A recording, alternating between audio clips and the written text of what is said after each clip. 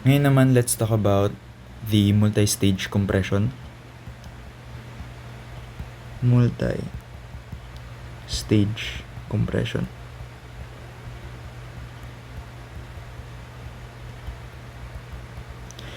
So yung other videos are single stage compression.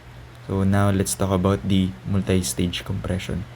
So multi-stage compression, meron lang konting pinagkaiba regarding the formula ng work and yung pressure na given. So kapag binigyan ka kasi ng pressure, syempre mas mababang pressure ay yung P1. And yung pangalawang pressure na ibibigay, yung mas mataas, sa multi-stage compression, tinuturing siya as P4. Sa single stage compression, tinuturing yung mas mataas na pressure as P2.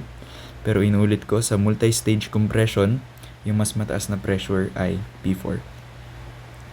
So, let's start. For work, ang formula ng work for multi-stage compression ay eta times 2 mo lang. For isentropic work ng multi-stage compression, that is 2K P1 V1 prime over 1 minus K multiplied to P2 over P1 raised to K minus 1 over K minus 1. Where yung P2 mo is equal to P3 is equal to Px. What is the formula for Px? Px is equal to the square root of P4 times P1. Sabi ko kanina, ang ibinibigay ng pressure ay P1, yung mas mababang pressure, and sa multi-stage compression, ang other pressure na ibinibigay ay P4. So, you need to calculate for Px para magamit mo siya dito.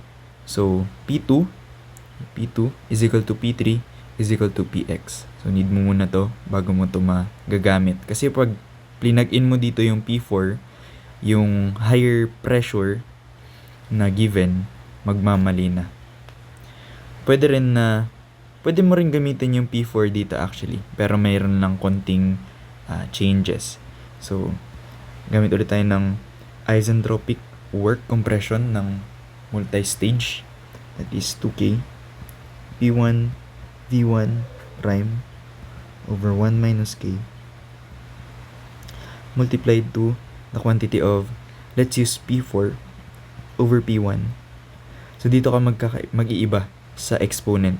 So sa exponent gagamit ka ng K minus 1 same as before, pero sa denominator gagamit ka na ng 2K minus 1. So ayan, isentropic work ng multi-stage compression. Kapag sa polytropic work ng multi-stage compression, papalitan mo lang lahat ng K into N. So, for polytropic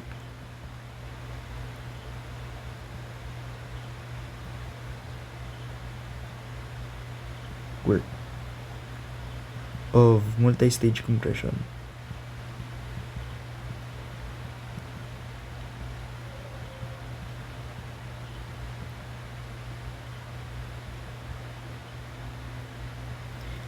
change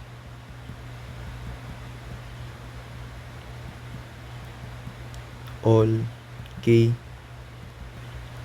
into N. Ayan. Para mabilis na lang. And then, ang pinagkaiba pa nila ay yung sa heat rejected. So, yung heat rejected sa single stage ay QR. Dito, ang heat rejected occurs at intercooler. So, ang ginagamit ay QIC. So, for QIC, ang formula natin ay M, dito ka nagagamit ng prime. Sabi sa other video, ang QR ng single stage compression, ang gagamitin mong mass flow rate ay mass flow rate at 0.1. Dito, sa multi-stage compression, ang gagamitin mong mass flow rate is the mass flow rate prime. Mass flow rate prime times the Cp times the delta T, which is yung delta T ay T3 minus T2. So, ano naman ang value ng T3? Value ng T3 ay value rin ng T1. So, yun yung mga equivalents. So, ito, P2 is equal to P3 is equal to Px, and yung T3 is equal to T1. So, pwede mo rin substitute na dito, T1. T1 minus T2. So, Cp, given naman yan, and then, ito, yung mass flow rate prime, yan yung given talaga sa problem.